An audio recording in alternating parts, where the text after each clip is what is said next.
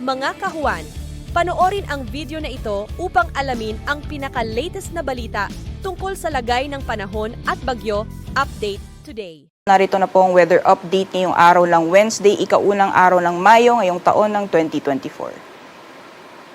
Ngayong buwan po ng Mayo, 1 hanggang sa 2 bagyo ang posibleng mabuo or pumasok ng ating Philippine Area of Responsibility at base po sa ating climatological tracks, 2 senaryo ang posibleng mangyari pag may nabuo or pumasok pong bagyo sa loob ng ating PAR.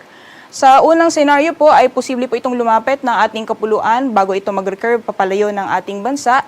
And yung second scenario naman, kung mas mababa po yung entry point ng bagyo or mabuo po ito sa may eastern section ng Mindanao, posible po itong tahakin ang bahagi na po ng Eastern Visayas, Bicol Region, Mimaropa at ilang bahagi ng Calabarzon bago po ito lalabas sa may West Philippine Sea at magre-recurve po ulit palayo ng ating kapuluan. Although sa ngayon po wala naman tayong binabantayan na low pressure area o bagyo sa loob at labas ng ating Philippine Area of Responsibility at hanggang sa darating na linggo or sa susunod na linggo ay wala din po tayong inaasahan na bagyo na posibleng makaapekto sa anumang bahagi ng ating bansa.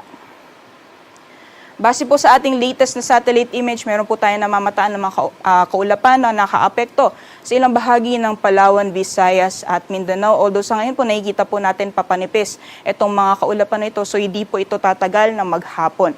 Most likely, yung maapektuhan lang po na itong Intertropical Convergence Zone or ITCZ ay yung southwestern portion ng Mindanao, samantalang mas mataas lamang po yung mga tsansa ng makakaranas po tayo ng mga isolated mga pag-ulan sa bahagi ng Palawan, Visayas at nalalabing bahagi ng Mindanao area.